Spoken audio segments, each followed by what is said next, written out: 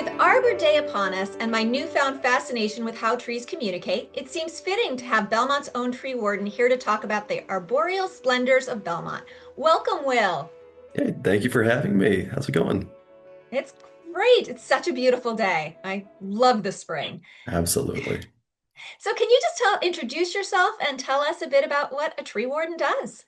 Sure. Yeah. My name is Will McPhee. I'm the tree warden for the town of Belmont, as well as the natural resource manager for the town.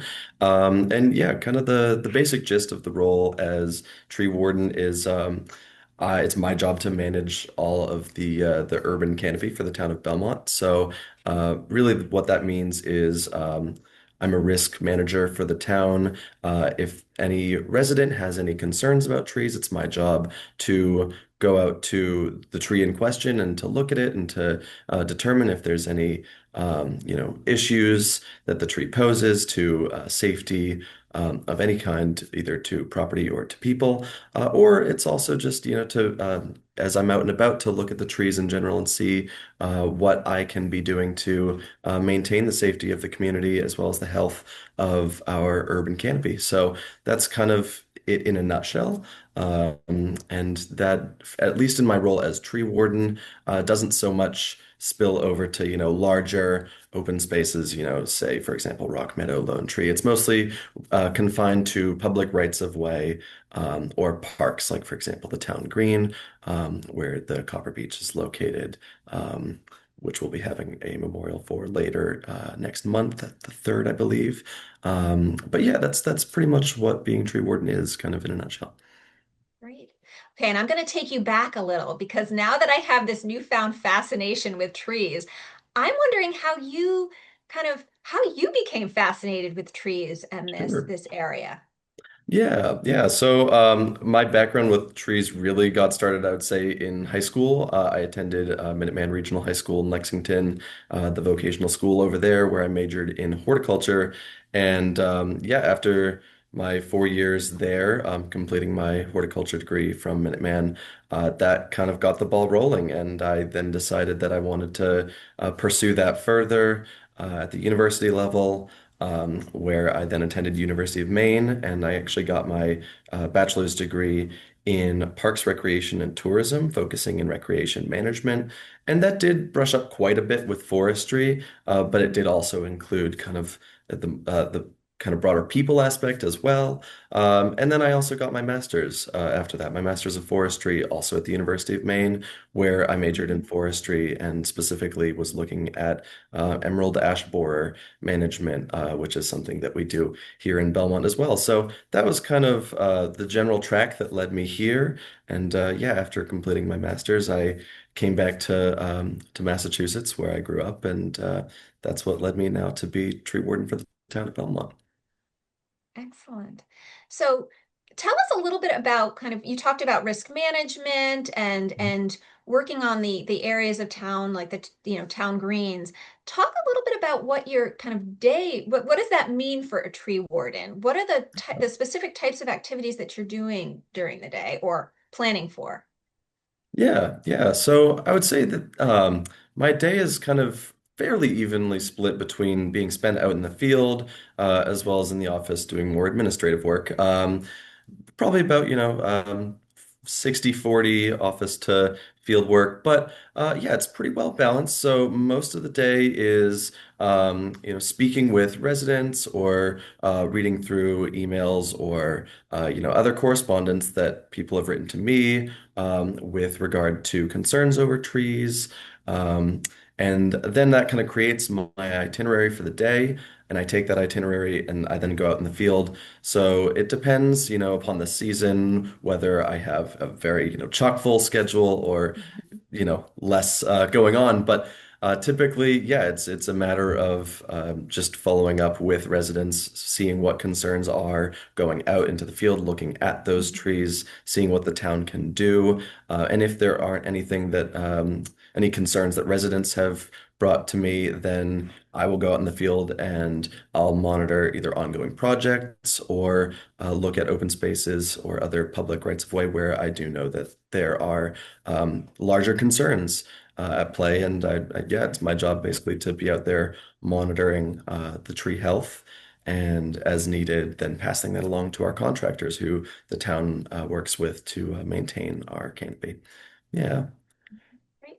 So you talk about kind of concerns, and I'm curious as to when you're out there, Mhm. like what are the kinds of things that strike you that people either are contacting you about, or you just notice when you're driving or walking through the streets of Belmont? What do you see? What are you looking for?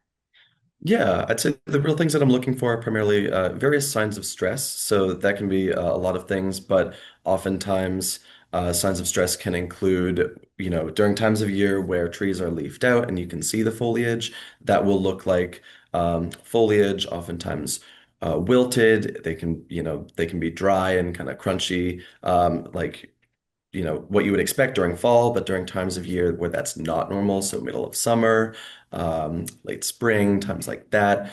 Anything that would show an immediate problem, that would be one of them, but it can also be sloughing of bark off of the trunk of a tree. Some species do that naturally. We have London plane trees here in town, which are a hybridized sycamore species, and those shed bark naturally, but some species don't shed bark naturally. So I'll look Mm, for bark falling off of trees, defoliation, when foliage is out, things like that. Also, dead wood, that can be smaller, twigs and branches or larger limbs. Any dead wood, signs of rot, so that could potentially be fungus growing on trees.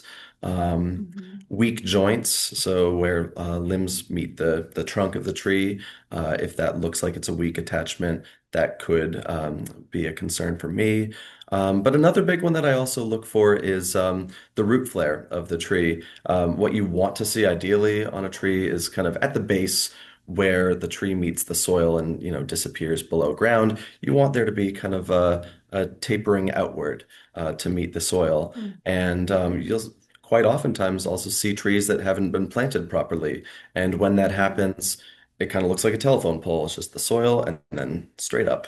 No, mm. no flare at the bottom. And so that's a big concern for me as well, something I like to take note of. So yeah, to answer your question, I would say anything with foliar abnormalities, whether that's, premature defoliation at times of year where you shouldn't see leaves falling, that can be wilting, any form of, decline of the tree is really what I look for. Okay. So that all makes sense, and I've seen the trucks out and trimming of trees and such, and I was thinking about how residents could, or what residents could do to ensure that this doesn't happen to their Mhm. trees. And I think a lot of it probably starts, and it's the spring, so I'm seeing this all over with what we're choosing to plant.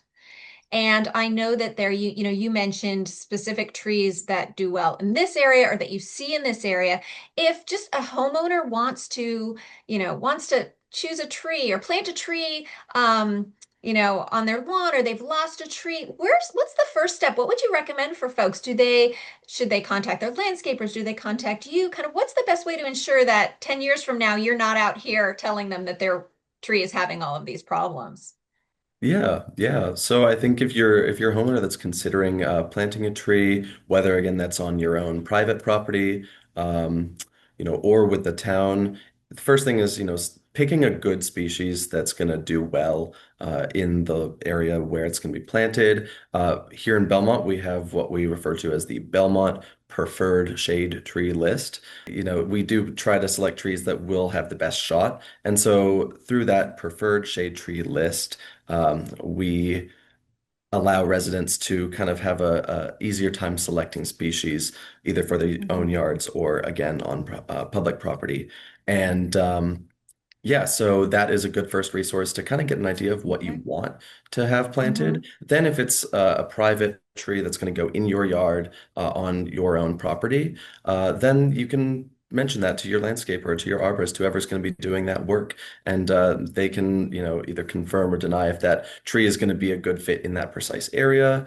Hmm. If it is a public tree, if it's going to be planted on a strip between the road and the sidewalk, then in that case, that would be a town tree. And so you can call the town of Belmont and say, hey, I think I would like a tree in front of my property on that little strip. Can that is that something that the town can do for me, and we can then say, yeah, we have space on our planting list, or we're a little bit backed up, what have you, and we can work with you to get that tree planted. And if it is a public planting, that the Mhm. town does just free of charge, just as a public service. More often than not, we pick the species of what goes there. Again, Okay. it comes from that preferred shade tree list. But if the homeowner does have a specific tree that they do want planted in a specific location, um, then we offer what we call the commemorative shade tree program, which allows the resident to, again, pick the site, pick the species, and also have a little commemorative plaque as well, to go with the tree. And all of that can be purchased for a fee of $500 per stem, per tree planted. And that includes, the labor to plant the tree, to procure the tree, everything, included in the process. So those are two ways that residents can go about planting trees if they want to go through the town. But they can also use the preferred shade tree list with a private contractor of their choosing as well. Okay. And how would residents find out about both that commemorative, the shade tree program, but also finding the list of native trees and, information about town services? Yeah, yeah. So as far as the commemorative shade tree program goes, that Hmm. is listed on the town's website under the Okay. DPW. You can scroll to the bottom and you'll see a little tree icon, and it should say, shade tree program. And you click on that. There'll be two links. One is to a form that you can fill out if you're interested in participating in the program. You can list the Hmm. species, location, all that information, and you can mail that to us or hand it in person, along with the payment for however many trees you want planted, and we go ahead and we add that to the list of commemorative shade trees to be planted. Um, and that's for the shade tree program. But for the list of trees, if that's something that you're wanting to reference, that can be found just by a brief Google search. Just go in and enter Belmont preferred shade tree list right in the Hmm. search bar, and it should come up just as a PDF in the search results. And yeah, it lists out all the species that we've recommended. Okay. Okay. Great. My final question for you, and this is a really Sure. hard one, I'm sure. Either in Belmont or just kind of in your own, wherever you've spent time, what is your Sure. favorite type of tree? Like, do you have a favorite tree or a group of types of trees? See now. Oof. Now you're giving me the hard questions here. See, I told you this is Um, the hard one.